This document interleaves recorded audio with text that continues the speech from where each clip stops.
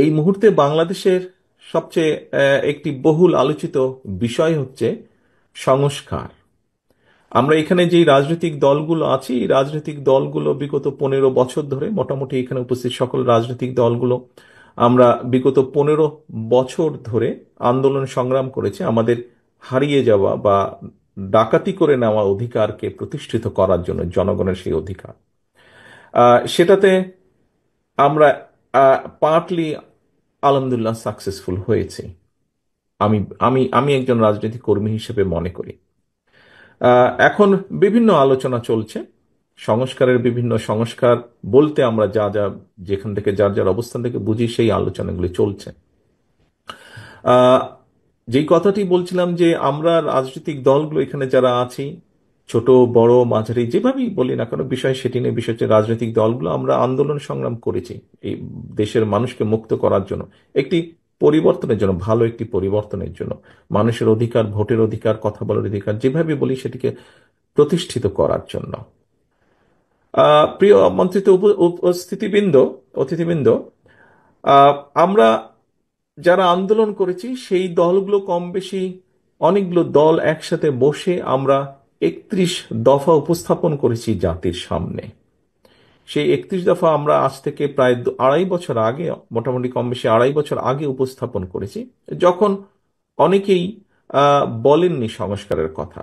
আমরা যেই স্বৈরাচারের বিরুদ্ধে আমাদের দলগুলোর শত শত হাজারো নেতাকর্মী গুম খুনের শিকার হয়েছে, অত্যাচারিত নির্যাতন হয়েছে, সেই সেই স্বৈরাচারের বিরুদ্ধে রক্তচক্ষুকে উপেক্ষা করে আমরা সংস্কারের প্রস্তাব জাতির সামনে উপস্থাপন করেছি।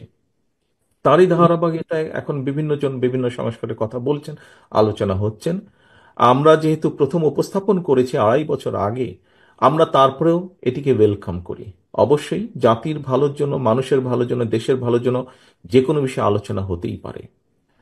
তবে এখানে একজন রাজনৈতিক কর্মী হিসাবে, একজন অ্যাক্টিভিস্ট হিসাবে আমি মনে করি কতগুলো বিষয়, অর্থাৎ আমাদের যে রাজনীতি, রাজনীতি আমাদের মূল লক্ষ্য কি? মূল লক্ষ্যই হচ্ছে জনগণ এবং দেশ।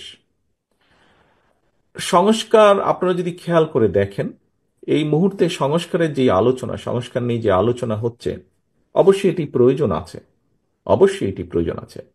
আহ, বাংলাদেশের যে সংসদ ব্যবস্থা, সংসদীয় ব্যবস্থা, এটি এক কক্ষ আছে, এটি দ্বিকক্ষ হলে কি কি ভালো হতে পারে, সেটি নিয়ে আলোচনা হচ্ছে। সেটির পক্ষে বিপক্ষে সবই মতামত আছে।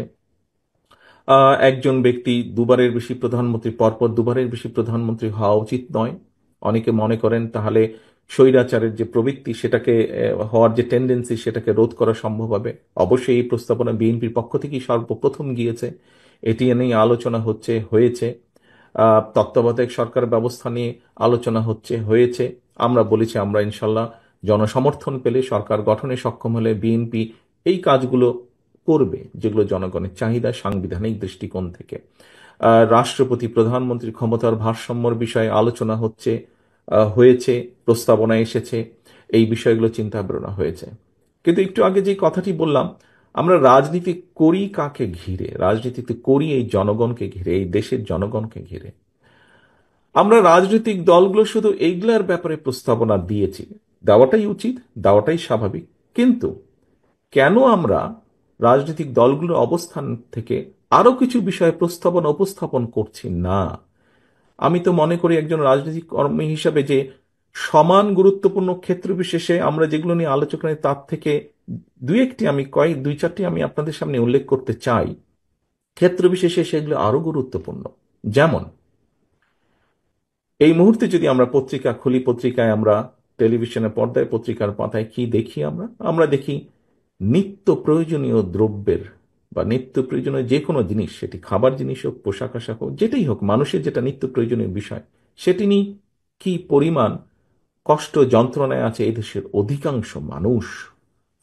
আমরা কেন রাজনৈতিক দলগুলো ডিবেট করছি না যে জনগণের রায় আমার পক্ষে আসলে আমি কিভাবে এই ব্যবস্থাটাকে হ্যান্ডেল করব, কিভাবে এই ব্যবস্থাটাকে ডিল করব, আমি কিভাবে নিত্য প্রয়োজনীয় যে দ্রব্য তার মূল্য আমি মানুষের সহনশীলতা, ক্রয় সীমার ভেতরে রাখবো। এখন এটিকে যদি রাখতে হয়, তাহলে আমাদেরকে বাজার ব্যবস্থাকে কিভাবে আমরা সাজাবো? এটিকে যদি তাই করতে হয়, তাহলে কিভাবে উৎপাদন বাড়াবো আমরা? কেন আমরা এই বিষয়টা নিয়ে আলাপ করছি না?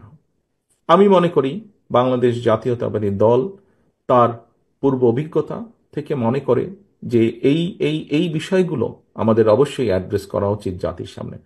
শুধু তত্ত্বাবধায়ক সরকার ব্যবস্থা, শুধু সাংবিধানিক ব্যবস্থা, শুধু ভোটের ব্যবস্থা, বিভিন্ন ব্যবস্থা, সেগুলো যেরকম আলোচনা হওয়া উচিত, তার থেকে বেশি আলোচনা হওয়া উচিত, বা সমান পরিমাণ অন্তত আলোচনা হওয়া উচিত কিভাবে মানুষের এই সমস্যার সমাধান করবে, কোন দল কিভাবে করবে।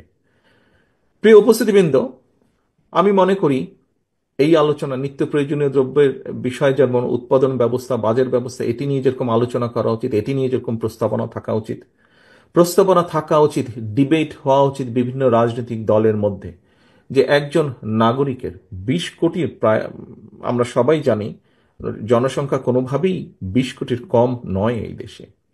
20 কোটি জনসংখ্যা বহুল একটি দেশের মানুষের একটি প্রাইমারি প্রয়োজন হচ্ছে মিনিমাম চিকিৎসা ব্যবস্থা। আমরা কেন আমাদের রাজনৈতিক দলগুলো চিকিৎসা ব্যবস্থা কিভাবে জনগণের মিনিমাম চিকিৎসা ব্যবস্থা আমরা নিশ্চিত করব, সেই বিষয়গুলো কেন আমরা তুলে ধরছি না? সেটি কি সংস্কার নয়? আমি যে বাজার ব্যবস্থা, যে উৎপাদন ব্যবস্থার কথা বলেছি, সেটি কি সংস্কার নয়? শুধু একজন ব্যক্তি পরপর 2বারের বেশি প্রধানমন্ত্রী হবে না, এইটি আইন করে রোধ করাটাই কি শুধু সংস্কার? শুধুমাত্র তত্ত্বাবধায়ক নির্বাচনের সময়, জাতীয় নির্বাচনের সময় তত্ত্বাবধায়ক সরকার ব্যবস্থা করতে হবে, অবশ্যই করতে হবে নিরপেক্ষ নির্বাচনে, কিন্তু সেটি কি শুধু সংস্কার? বাজারের ব্যবস্থা, চিকিৎসা ব্যবস্থা, এটি কি সংস্কার নয়? আমি তো একজন রাজনৈতিক কর্মী হিসেবে মনে করি এটিও সংস্কার ব্যবস্থা। আমাদের আমাদের ডাইরেকশন থাকতে হবে, আমাদের প্ল্যান থাকতে হবে, আমাদের তুলে ধরতে হবে জনগণের সামনে যে আমি জনগণের রায় যদি সমর্থন পাই, আমি চিকিৎসা ব্যবস্থার জন্য এই করতে চাই যেখানে জনগণের মিনিমাম চিকিৎসা সুবিধা দেওয়া সম্ভব হয়। প্রিয় আমন্ত্রিত অতিথিবৃন্দ, সংস্কারের তো আরেকটি বিষয় আছে। এই 20 কোটি মানুষের দেশে আমাদের ভবিষ্যৎ প্রজন্ম আছে। আমরা যদি আমাদের ভবিষ্যৎ প্রজন্মের সঠিক শিক্ষা ব্যবস্থা যদি গড়ে তুলতে সক্ষম না হই, তাহলে কি করে আমাদের পক্ষে সম্ভব এই দেশকে সামনে এগিয়ে নিয়ে যাওয়া? কি করে সম্ভব একটি সমৃদ্ধশালী দেশকে গড়ে তোলা? অবশ্যই আমাদের এই বিষয়ে ডিবেট থাকা উচিত। অন্তত এই বিষয়ে আমাদের শুধু ডিবেট নয়, প্রত্যেকটি দলের পক্ষ থেকে একটি কর্ম পরিকল্পনা থাকা উচিত যে আমরা কি ধরনের শিক্ষা ব্যবস্থা। আমরা বলি অনেক সময়, বক্তব্যের মধ্যে বলি উৎপাদনমুখী শিক্ষা ব্যবস্থা। ফাইন, যদি উৎপাদনমুখী শিক্ষা ব্যবস্থা হয়ে থাকে তাহলে সেটি কি আর একটু ডিটেইল আমাদেরকে করা উচিত। বিভিন্ন দলের উচিত হবে এটি একটি সংস্কার, অবশ্যই, যে শিক্ষা ব্যবস্থাকে ঢেলে সাজানো বা শিক্ষা ব্যবস্থাকে আমরা কিভাবে দেখতে চাই। আমি আরেকটি সংস্কারের কথা বলতে চাই, প্রিয় সহকর্মীবৃন্দ বা প্রিয় আমন্ত্রিত অতিথিবৃন্দ। সেটি হচ্ছে, আহ, প্রথমেই আমি বলেছি উৎপাদন বৃদ্ধি করা প্রয়োজন। উৎপাদন বৃদ্ধি করতে হলে মূলত যদি আমরা দেখি উৎপাদনকে, তাহলে অবশ্যই আমাদেরকে কৃষির উৎপাদন বৃদ্ধি করতে হবে। 20 কোটি মানুষকে যখন আপনার খাদ্য সংস্থান যদি করতে হয়, 20 কোটি মানুষের খাদ্য সংস্থান, যেটি খাদ্য পণ্য দ্রব্য মূল্য সবকিছুকে যদি, দ্রব্যকে যদি সহনশীলতার মধ্যে রাখতে হয়, সাপ্লাই যদি রাখতে হয়, তাহলে অবশ্যই আমাদের কৃষির উৎপাদন বৃদ্ধি করতে হবে। কৃষির উৎপাদন কিভাবে আমরা বৃদ্ধি করব? শহীদ রাষ্ট্রপতি জিয়াউর রহমান শুধুমাত্র খাল খননের মাধ্যমে কৃষককে অনেক কয়েকটি কাজ করেছিলেন, কিন্তু খাল খননের মাধ্যমে যেই জমিতে এক ফসলই হতো সেখানে 2টি ফসল হয়েছে, সঠিক সময়ে পানি সরবরাহ করার মাধ্যমে। যে জমিতে 2টি ফসল হতো সেখানে 3টি হয়েছে। খাল খননের মাধ্যমে বন্যাকে নিয়ন্ত্রণ করা সম্ভব হয়েছে। বন্যাকে নিয়ন্ত্রণ করার মাধ্যমে দেশে যেটি হয়েছে, কৃষক প্রতি বছর ক্ষতিগ্রস্ত হয়নি, ফলে ধীরে ধীরে কৃষকের অর্থনৈতিক মেরুদণ্ড মজবুত হয়েছে। আমন্ত্রিত অতিথিবৃন্দ, সম্মানিত অতিথিবৃন্দ, আপনাদের কি একবারও মনে হয় না যে যেই কথাটি মাত্র আমি বললাম, খাল খনন থেকে শুরু করে কৃষির কিভাবে উৎপাদন বৃদ্ধি করা যায়, এগুলিও সংস্কার? আমি তো মনে করি একজন রাজনৈতিক কর্মী হিসেবে এটি অনেক বড় একটি সংস্কার। একই সাথে যদি আমরা চিন্তা করি, একই সাথে যদি আমরা চিন্তা করি, বাংলাদেশের ঢাকা শহরের পাশেই আছে আরশোলি। আপনারা দেখেছেন এখানে কতগুলো ইন্ডাস্ট্রি আছে, এছাড়াও বিভিন্ন জায়গায় ইন্ডাস্ট্রি আছে। আমাদেরকে শিল্পের বিষয়ে বোধহয় চিন্তা করা উচিত, কিভাবে উদ্যোক্তাদেরকে আমরা একটা স্টেবল সিচুয়েশন দিতে পারি, যাতে উদ্যোক্তারা উদ্যোগ গ্রহণের মাধ্যমে এই দেশে শিল্প স্থাপন করতে পারেন, তাদেরকে নিরাপত্তা দেওয়া সম্ভব হয়। অবশ্যই এটি একটি সংস্কার। একই সাথে সেখানে যেই শ্রমিকরা কাজ করবেন সেই শ্রমিকদেরও কিভাবে তাদের ন্যায্যতা নিশ্চিত করা যায়। আমি তো মনে করি একজন রাজনৈতিক কর্মী হিসেবে এটি অন্যতম একটি বড় সংস্কার। এই সংস্কারটিও আমাদের করা প্রয়োজন। এখানে অনেক সমস্যা আছে, কিন্তু এই বিষয়গুলোকে আমাদের অ্যাড্রেস করা প্রয়োজন। আমন্ত্রিত অতিথিবৃন্দ, সম্মানিত অতিথিবৃন্দ, একটি বিরাট বিপদের মধ্যে আমি বহু বছর যাবৎ বাংলাদেশের বাইরে আছি। আপনারা এখানে যারা সামনে উপস্থিত আছেন, আপনারা দেশে আছেন। প্রায় আমরা দেখেছি, বিশেষ করে স্বৈরাচার সময় তো প্রায় আমরা নিউজে দেখতাম পরিবেশ দূষণ। ঢাকা শহর সহ সমগ্র বাংলাদেশে পরিবেশ দূষণ, অত্যন্ত তীব্র মাত্রায় পরিবেশ দূষণ। সামগ্রিকভাবে সমগ্র বাংলাদেশই পরিবেশ পরিবেশ হুমকির সম্মুখীন। আমরা কি রাজনৈতিক দলগুলো জাতির সামনে পরিবেশের ব্যাপারে সংস্কার উপস্থাপন করতে পারি না? কিভাবে আমরা পরিবেশের উন্নতি ঘটাতে পারি? এই যে দূষণকে কিভাবে কমাতে পারি? আমি তো মনে করি এই দূষণ কমানোটিও একটি সংস্কার প্রস্তাব বা সংস্কারের একটি বড় অংশ। কারণ এই দূষণের কারণে প্রতি বছর লক্ষ লক্ষ শিশু, কোটি কোটি মানুষ অসুস্থ হয়ে যাচ্ছেন শারীরিকভাবে। সেটি পলিউশন, বিভিন্ন রকম পলিউশন, শব্দ পলিউশন বলেন, সেটি ধোঁয়ার পলিউশন বলেন, ধুলাবালির পলিউশন বলেন, যেটি বলি না কেন, আমরা এই পলিউশন থেকে কিভাবে আমরা রাজধানী সহ সমগ্র দেশকে রক্ষা করতে পারি, দেশের মানুষকে রক্ষা করতে পারি, এ ব্যাপারেও তো আমরা আমাদের পরিকল্পনা উপস্থাপন করতে পারি জাতির সামনে। প্রিয় সহকর্মীবৃন্দ, আরেকটি বড় বিষয় আপনাদের সামনে তুলে ধরতে চাই। আমি মনে করি এটি অত্যন্ত গুরুত্বপূর্ণ একটি সংস্কার। এটি আমাদের রাজনৈতিক দলগুলো, যারা আমরা জনগণের রায় চাই, আমি তো মনে করি জনগণের সামনে আমাদের এ ব্যাপারেও এটিকেও সংস্কার প্রস্তাব বিবেচনার দরকার নেই। আমি তো মনে করি এটি সংস্কার প্রস্তাব। 20 কোটি মানুষ যদি আমরা ধরে নিই, 20 কোটি মানুষের প্রতিদিনের ব্যবহার্য পানি, কি পরিমাণ পানি প্রয়োজন হয়,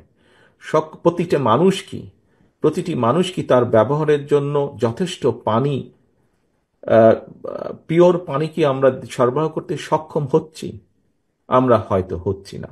তাহলে এই 20 কোটি মানুষকে কিভাবে আমরা পানির, খাবার পানি বলেন, ব্যবহার্য পানি বলেন, মিনিমাম পিওর পানি আমরা তাদেরকে সরবরাহ করতে পারি? এটি কি একটি সংস্কার প্রস্তাব হতে পারে না? অবশ্যই এটি হতে পারে। আমরা কি চিন্তা করে দেখেছি, সারা বিশ্বে কিন্তু এখন পানি এবং পানির সাথে একই সাথে জ্বালানি, সেটি জ্বালানি বিভিন্নভাবেই হতে পারে, পেট্রোলিয়াম হতে পারে, গ্যাস হতে পারে, জ্বালানি একটি ক্রাইসিস আস্তে আস্তে তৈরি হচ্ছে সমগ্র পৃথিবীতে। 20 কোটি মানুষের জ্বালানি ব্যবস্থা কি হবে, কি কি হতে পারে, কিভাবে আমরা জ্বালানি কমফোর্ট দিতে পারি মানুষকে, সেটিও তো সংস্কার প্রস্তাব আমি মনে করি। এবং সে ব্যাপারেও আমাদের চিন্তা পরিকল্পনা জাতির সামনে উপস্থাপন করা উচিত।